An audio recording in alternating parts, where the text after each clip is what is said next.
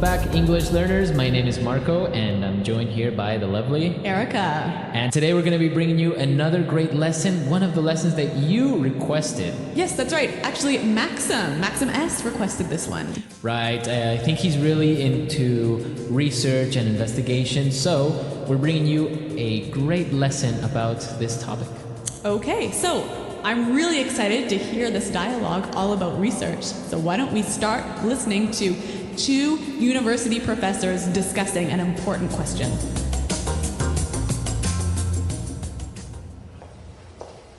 We've been over this 1,000 times. The data is irrefutable.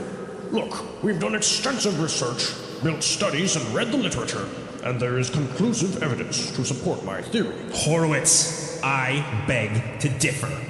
Even in your most recent study, the investigative approach was flawed.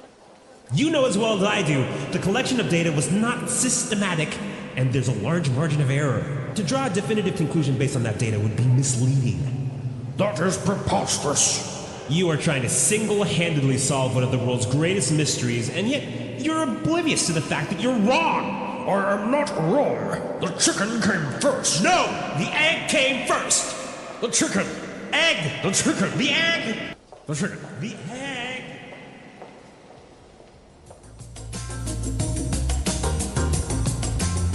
All right, so interesting. Which came first, the chicken or the egg? It's an age-old question, isn't it? And apparently, they are not going to agree anytime soon. All right, well, what they can agree about is this awesome language. So why don't we take a look at it now in Language Takeaway. Language takeaway. Okay, on Language Takeaway today, we have some really great words, and this first one is really good. Irrefutable. Irrefutable. Irrefutable. The data is irrefutable. Okay, so if the professor says that the data is irrefutable, what does he mean by that? He's saying that you cannot deny it. It is really, really true. It is really true. There is no way this is a lie. Exactly. Okay. Irrefutable evidence, for example. Yeah, that's a great phrase. All right, so the professor complained that Dr. Horowitz's experiment was flawed. Flawed. Flawed. So, flawed. Is that an adjective, a verb, or a noun?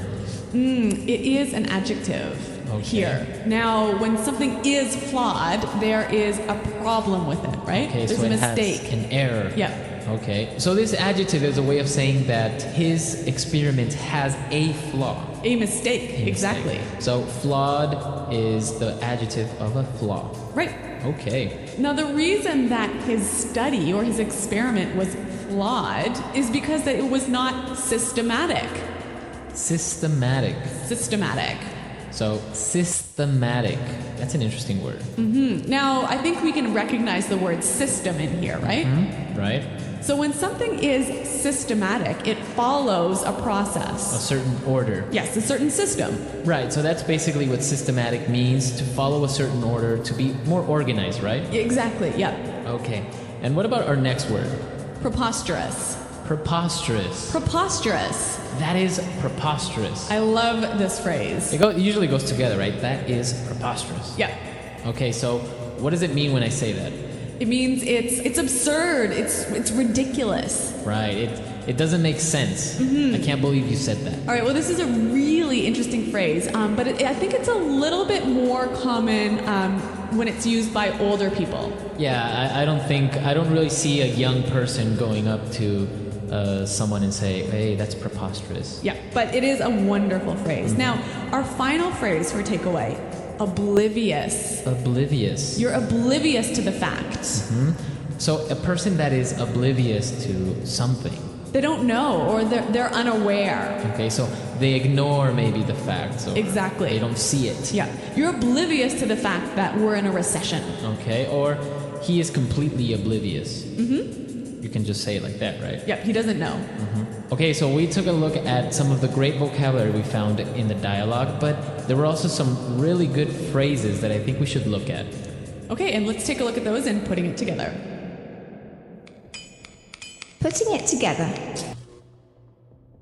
You know, Marco, one of the things I love about English is the way that